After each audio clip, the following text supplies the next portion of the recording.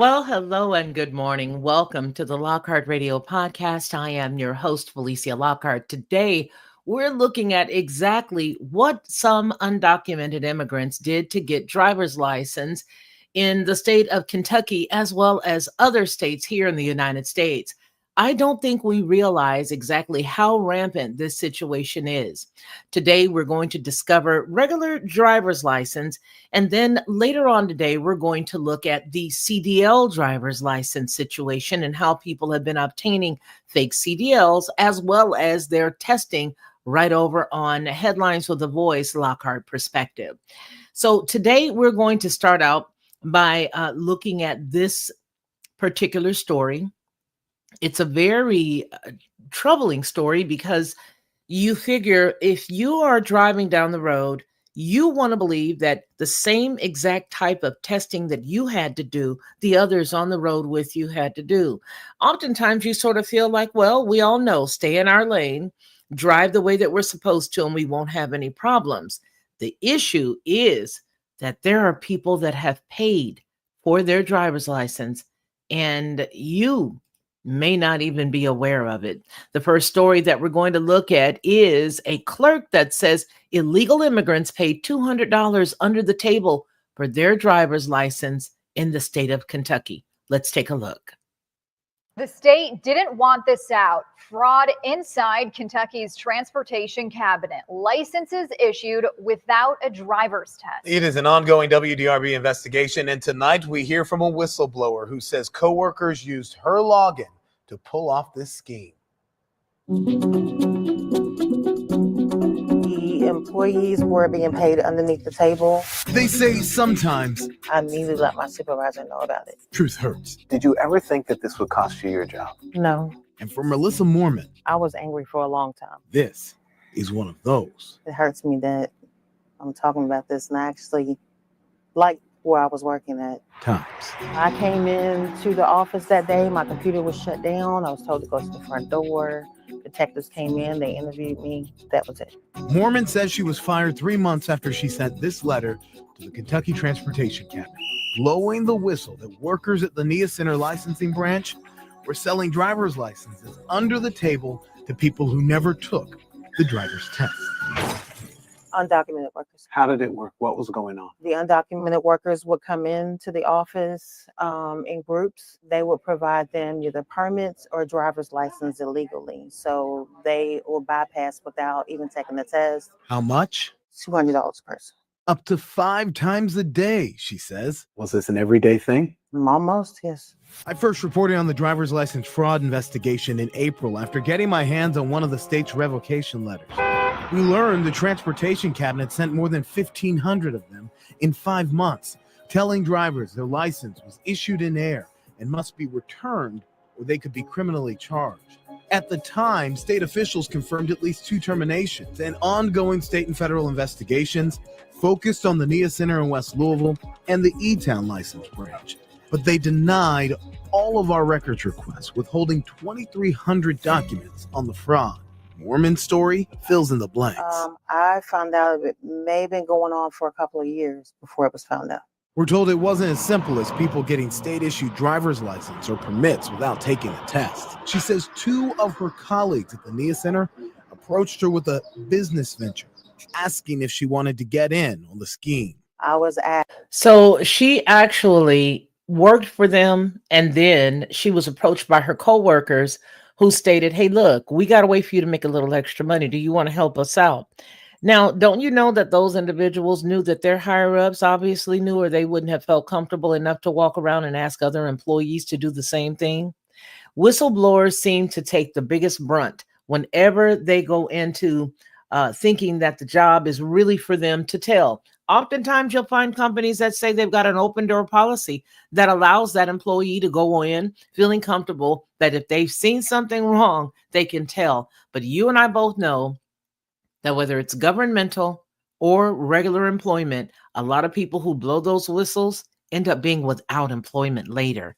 And that's the sad part. Let's finish listening to what she encountered. As to bring certain customers in, and they are brought in to me without signing in. and you would scan their documents as usual. Documents They would made to give you look the money, legitimate, and you like birth certificates and social security cards, according to the letter she wrote to the state. But a key to pulling off this scheme was making sure the required Homeland Security screening was never run. I start getting these emails saying, "Are you doing this? Are you doing this? Are you doing this?" And that's where it unraveled. She says those workers were using her login, a password she says her bosses made her share, as all workers at the driver's license branch did not have their own. Mormon was training to be a supervisor. I'm not. Okay, she's training to be a supervisor, but I want to tell you something. You're going to be very startled in a few minutes when you find out there's a little bit of a discrepancy. Yes, she is going to be a supervisor, but there's one important piece. And once they divulge that, I'm going to come back and explain why it's important and how it could maybe it's probably the reason why it sort of threw this off. Let's listen and I'll share with you, because it's so important that when you're in that circumstance, you need to understand from the HR and from a commingling or business commingling of businesses standpoint. Even at my desk, because I'm doing various duties, or I'm not there for the day. So, things start kind of coming together. I'm like, what's going on? Was it always undocumented workers? Yes, Every time. every time. It does not surprise me. Adrian Trivedi helps people trying to obtain legal status, an immigration attorney for 14 years. For those immigrants that don't have a pathway to obtain legal status, having a driver's license could mean the difference between getting home from work safely to their children, to their wives or husbands, and not for.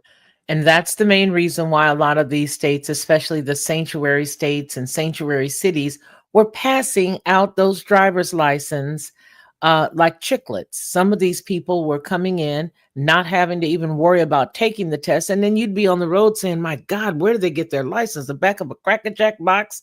That's why, because they were just wandering in to these companies that are actually set up to help them do this. So there are literally companies that are set up to help people come into the United States and break our laws. This is the most treasonous country on the planet, I think. But I'm sure that there are others that are far worse. Let's go on ahead and then we'll finish wrapping up. A relatively small price to be able to have that chance of avoiding deportation, even just for that day. They're willing to take it. To Mormon, this license scheme exploited people. I didn't want no parts of it. Mormon says she wrote this letter with her boss on October 29th, and she spoke to detectives 3 months later. She was fired the same day. Gut punch, yes. Very hard gut punch. She was 2 years and 3 months onto the job, but she didn't technically work for the state. Mormon was a contractor for Quantum, a staffing agency that Kentucky hired to help fill positions in driver's license branches when they took licensing away from the county clerks. And that, my friends, is the rub. When you go into a company and you are working for a staffing agency, you do not work for that governmental agency. You do not. Some people are saying, well, why couldn't she still, blow the whistle? Well, she could still blow the whistle. But get this, when they fired her, they did not have to fire her because she was violating any of their rules or regulations. All they had to do was get on the phone. And by they, I mean that government agency. All they had to do was get on the phone and call the Quantum company that she worked for, whatever the name was, and say, hey, this temp isn't working for us anymore. We just don't feel it's a good fit. And they just pull her. Do you see? So that's how they get around having to keep in and comply with state law, because this is a temporary employee. We have the right to say we don't want this person anymore because it's just not a good fit. And if that's the case, the temporary agency has to remove that person and they can add another one. You see what I'm saying? That's the reason why she got let go, and she probably won't get the job back. Why? Because it was a staffing agency's job, and all they've got to do is put her someplace and let her shovel some paper to get themselves out of the clear. Wow. Wow. Wow. Please record your message. When you have finished recording, you may hang up. Mr. Van Staten, this is Gilbert Corsi from WDRB News. The Michigan-based company did not return our calls or emails. It hung up.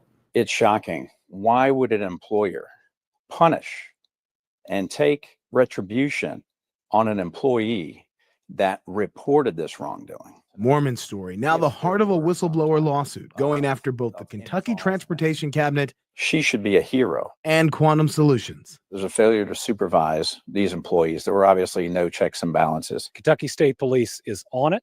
There are serious concerns, and we'll hold anybody accountable if they violated the law. That's basically all Governor Andy Beshear would say as we pressed on this case in April. But there was a part of our interview that didn't make our prior report, and it may be important now. Is there an immigration component to this? Not that I'm aware of. WDRB is fighting in court for the paper trail to be made public, uncovering who knew what and when. Sometimes the truth does hurt. I was hurt and depressed. But Melissa Mormon believes I really would like to get my job back. it will set her free. The Transportation Cabinet has a deadline this week to respond in court on why it withheld every single document, 2,300 records from our request. We will keep you updated. So you do know that the governor did know, right? Do you see the face that he made when the conversation changed? When the gentleman said this is the part that didn't make the original report? Well, that's exactly why. Because he does know. And that's the problem here, is that they know, they understand, they're playing the game, and they don't care who gets hurt, because if they can give one of these workers or a few of them $200 per person, how much do you think the person above them is getting for keeping quiet? That's a good question, right? It is a good question. Let me know down below in the comments exactly what you think. Do you think that the people that actually run that particular sector of the DMV there knew about it, and did they want it to stay quiet? And then another thing, do you truly and honestly understand why the young lady did not, she wasn't able to keep her job? Do you see why she wasn't able to keep it? Because what happens when you are in a position like that, you can easily be let go. But does it seem fair to you that she was actually let go or not? Let us know down below in the comments exactly what you think. $200 secret, how undocumented immigrants get driver's license in various states. If you tune in to the Headlines with a Voice, Lockhart Perspective, you're going to see us talk about a really pressing topic. And that is similar to this, but it's going to be dealing with the CDL portion of it. I have got a wonderful story to share with you today. Some information that I've been collecting over the past couple of months that's dealing specifically with this topic. I want to thank each and every one of you for watching. Thank you so very much for hitting that like button. If you are not a subscriber, thanks for hitting the subscribe and the bell notification buttons.